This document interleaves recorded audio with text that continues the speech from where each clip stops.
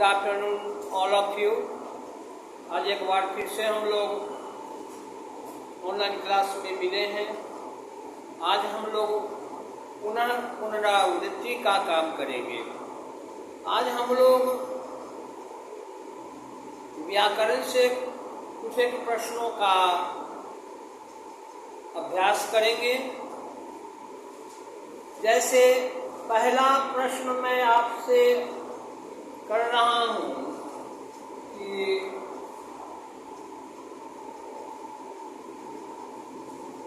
विपरीतार्थक शब्द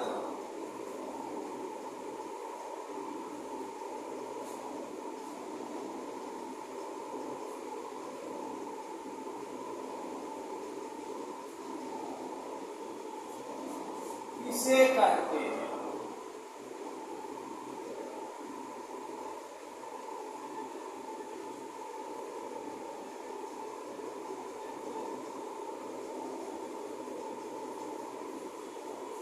प्रश्न देखकर सुनकर आपको पुनः उस पढ़ाई की याद आ गई होगी जिसमें मैंने एक डायग्राम के तहत, एक ड्राइंग के तहत इस चीज को समझाया था आप सबों को। इसकी परिभाषा को स्पष्ट किया था। क्या बताए थे? आप अपने दिमाग पर थोड़ा सा जोर डालिए। क्या बताए थे? दिमाग पर हल्का सा जोर डालिए। हाँ, आपके मन मस्तिष्क में जो बातें आई वही इसका उत्तर है कि किसी भी शब्द का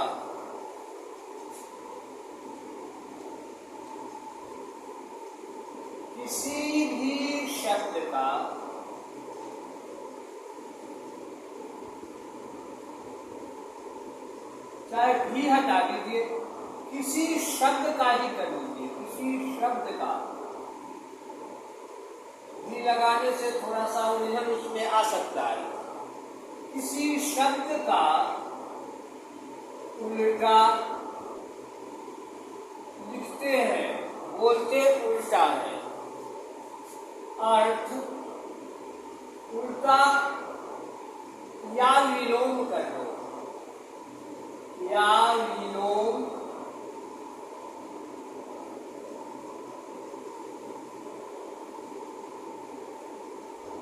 अर्थ प्रदान करने वाले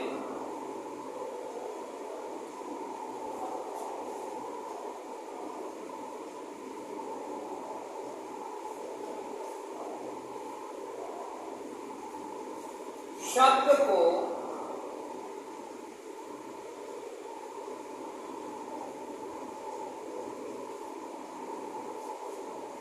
दिख रहा होगा। हम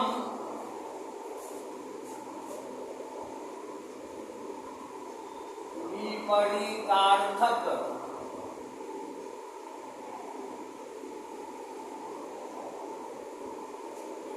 शब्द कहते हैं।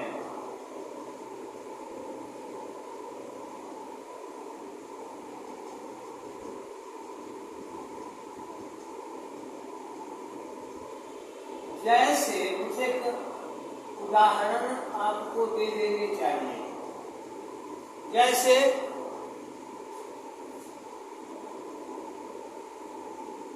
धनी, इसका उल्टा हो गया गरीब। अच्छा, इसका उल्टा अर्थ या विपरीत या विलोम अर्थ प्रदान करने वाला हो गया बुरा, इत्यादि कर दीजिए। हो गया। इसका अभ्यास हम लोग कर लिए। अब हम लोग उच्चारण वाले चैप्टर से, पाठ से एक सवाल आपसे पूछते हैं कि उच्चारण का क्या मतलब है।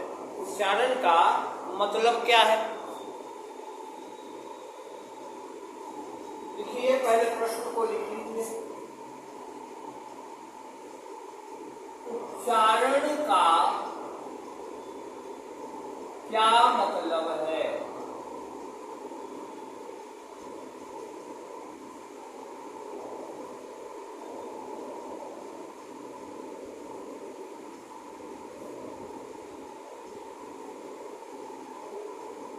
उच्चारण का मतलब है, आप जान रहे होंगे,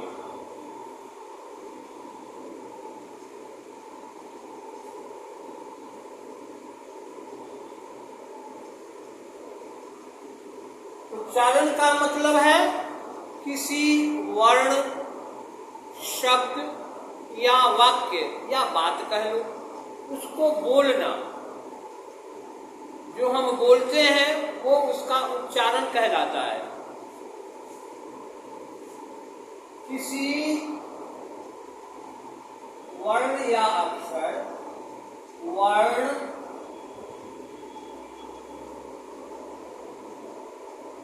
इससे बने शब्द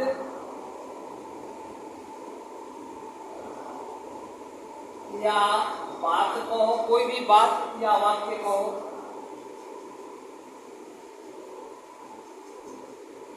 को बोलना, यही इसका मतलब है।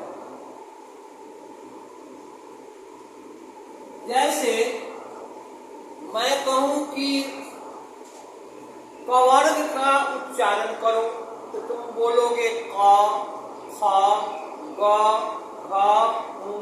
ये कवर्ग का उच्चारण हो गया। मैंने कहा आपको मूर्धन्य श का उच्चारण कीजिए, तो आपने उच्चारण किया श।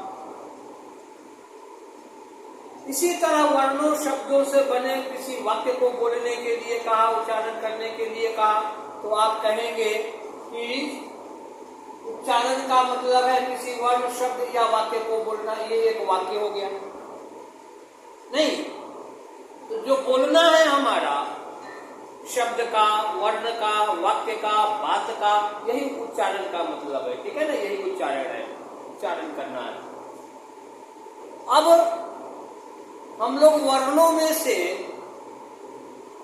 सवाल करते हैं। अभी एक हमने आपसे समझाने के क्रम में कहा था कवर्ग का उच्चारण कीजिए। ये कवर्ग जो है वो व्यंजन वर्ण है, तो व्यंजन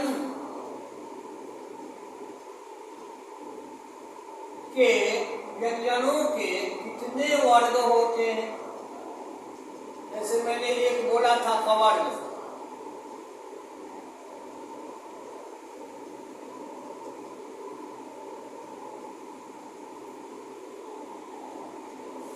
इस तरह से 5 वर्ग हैं। कवर्ग हो गए, चवर्ग हो गए, नहीं, कवर्ग हो गए, चवर्ग हो गए, टवर्ग हो गए, तवर्ग हो गए और पवर्ग हो गए। ये 5 वर्ग हैं। तो आप उत्तर लिखेंगे कि व्यंजनों के 5 वर्ग हैं।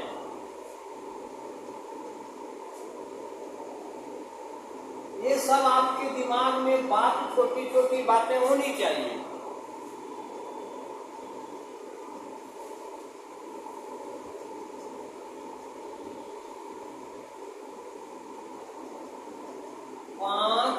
वर्ग होते हैं।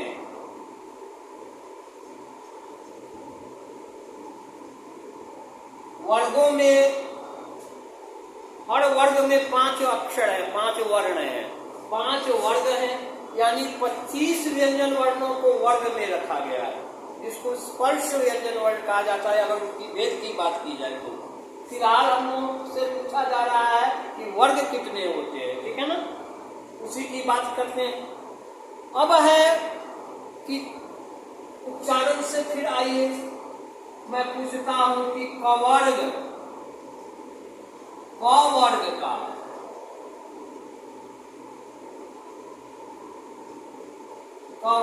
का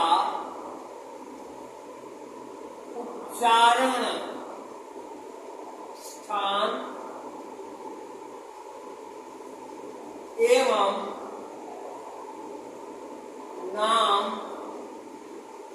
बताएं। ठीक, तो क वर्ग को यानी क ख ग घ अंग को मुख के किस अंग से, किस स्थान से बोला जाता है, ये पूछ रहा है आपसे। तो क वर्ग का उच्चारण स्थान जो है वो क्या है? कंठ पर हाथ रखेंगे तो आपको उसमें प्रकंपन महसूस होगा, यानी कि कंठ ही इसका उच्चारण स्थान है। तो उत्तर हो गया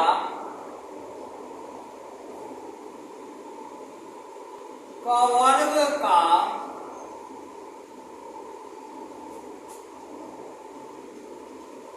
उच्चारण स्थान क्या हो गया? कंठ हो गया।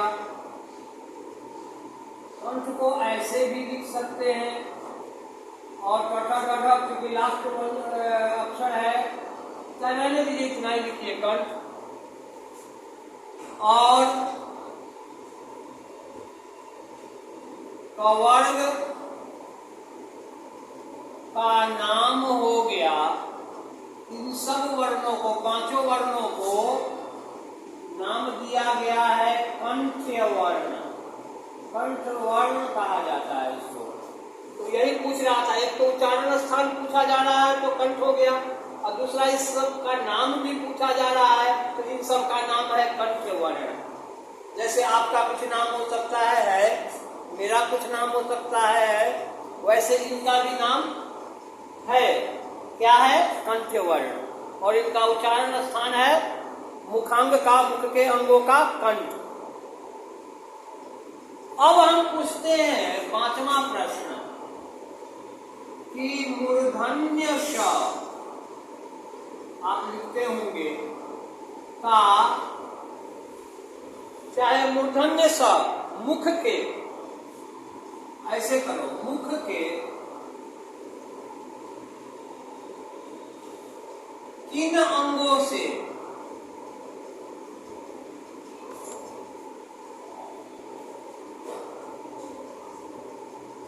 बोला जाता है या उच्चरित होता है?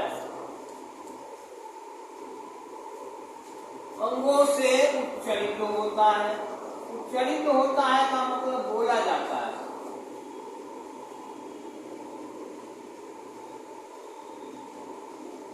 इसको पहले ही हम लोगों ने बोला मूर्धन्य श, यानी हमारे आपके मुख में जो मूर्धा है वही इसका उच्चारण स्थान है, वही से इसको हम लोग बोल पाते हैं, बोलते हैं। अगर इधर उधर से बोलेंगे तो सही उच्चारण नहीं होगा उसका, ठीक है, उसका उच्चारण गलत हो जाएगा। तो उत्तर हो गया, वाक्य में ही उत्तर देंगे कि मूर्धन्य श को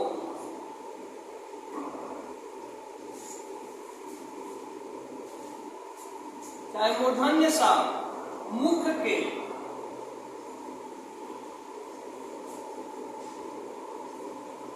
मूर्धा से उच्चरित होता है।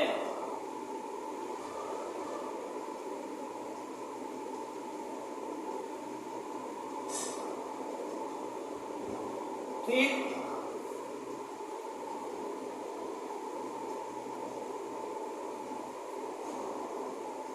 अब आगे व्याकरण में हम लोगों ने पढ़ाया था आपको, तो निबंध की जहां तक बात थी, एक ग्रीष्म ऋतु पढ़ाए थे और एक निबंध पढ़ाए थे, दिखाए थे आपको हाथी एक समझदार पशु, या एक समझदार पशु हाथी, दोनों तरह से पूछा जा सकता है, ठीक है ना, दिखाए थे हम आपको। आपने पहले कविता भी पढ़ी थी, उसकी चर्चा हम लोग अब नेक्स्ट वीडियो में करेंगे, नेक्स्ट क्लासेज में जो ऑनलाइन हमारा आपका होगा उसमें करेंगे, उस पर अभ्यास करेंगे किसी एक पर, ठीक है। तो कल के लिए उसको भी देख करके आना है, देखना है, हम उसका भी आपसे अभ्यास करवाएंगे। और जितने इधर हम लोग प्रैक्टिस करते चल रहे हैं उस सभी को ध्यान से देखना है, पढ़ना है, याद करना है, समझना है। ठीक है,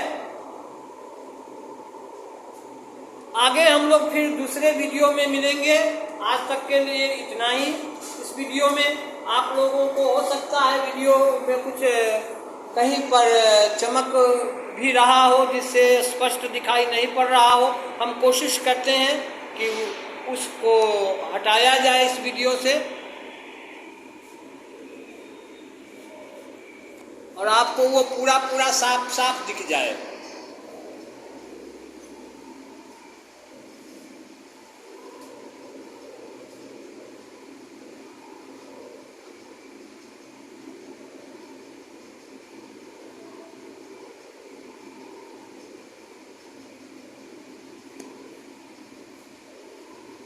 मैं समझता हूँ अभी जिस पर लाइट आपको पड़ रहा था वो पार्ट अलग हो गया है, थोड़ा मेरे कंधे से इस पर आ रहा है। देखते हैं ऊँगली हटा करके, अब आपको दिख रहा होगा। इसका आप लोग स्क्रीनशॉट ले लीजिएगा तो लिखने में आसानी होगी। ठीक है, एक बार फिर हम आपको सलाह देते हैं, आप घर पर ही रहेंगे, घर के अंदर ही, और धूप से बचेंगे और घर में ही रहकर ईमानदारी से पढ़ाई लिखाई करेंगे। ठीक है, अभी बाहर निकलने का मतलब है बीमार पड़ जाना। स्वस्थ रहेंगे, अच्छा रहेगा। ठीक है, पढ़ाई लिखाई बाधित नहीं होगी। हाँ, जाते जाते एक सलाह एक बार फिर से कि पढ़ाई को ईमानदारी से करनी है। ठीक है ना, याद करने की बात है, याद रखने की बात है, तो जितना अच्छा से समझेंगे उतना आसानी से वो बात, उतनी आसानी से वो सारी बातें आपको याद रहेंगी। ठीक है, bye bye all of you, thank you, okay.